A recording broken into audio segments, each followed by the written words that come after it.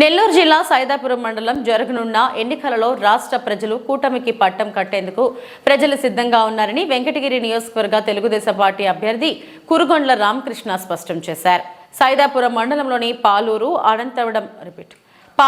అనంతమడుగు, వేములచేడు గ్రామాలలో గురువారం మండల కూటమి నాయకులతో కలిసి ఆయన ఎన్నికల ప్రచారం నిర్వహించారు.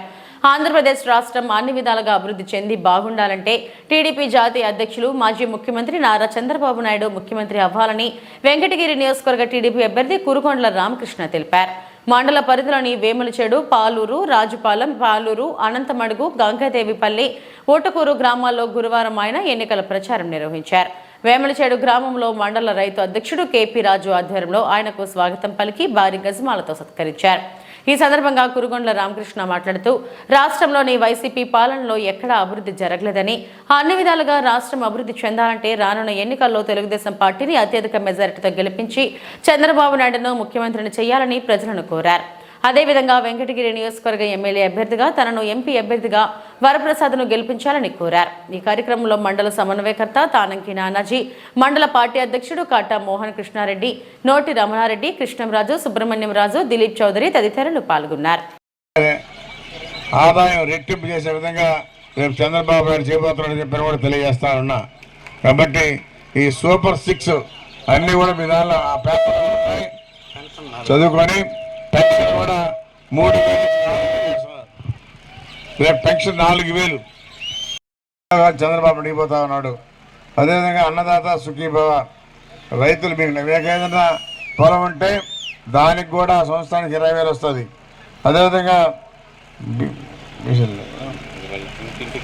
సైకిల్ గుర్తుంటుంది, అది కురుగొండ్ల రామకృష్ణ అనే పేరు ఉంటుంది.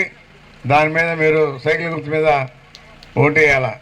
కాబట్టి మళ్ళీ మన ప్రభుత్వం వచ్చిన తర్వాత మీకు ఏం ఇంకా పనులు ఉన్నాయో అవన్నీ కూడా చేస్తాం.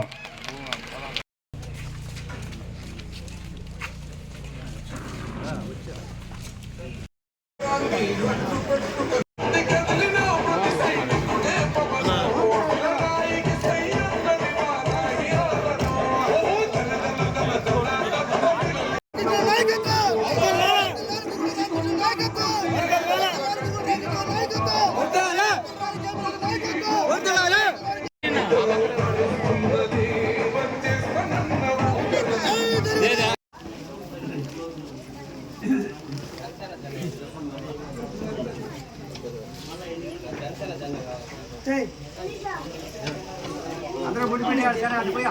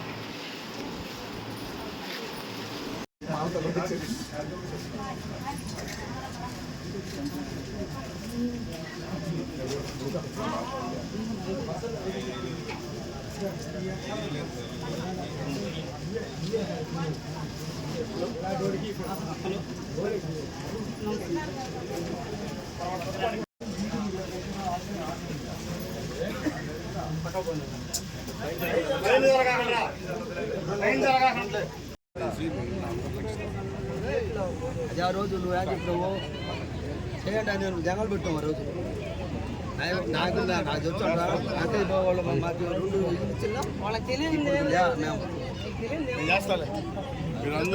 మేము ఖచ్చితంగా మెజార్టీగా గెలిపిస్తాం. ఇబ్బంది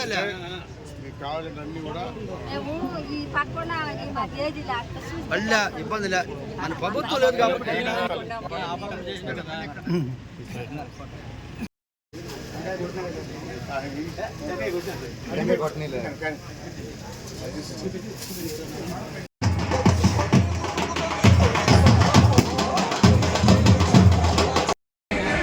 అలా ఊరుకూరుకు వచ్చేసింది. వన్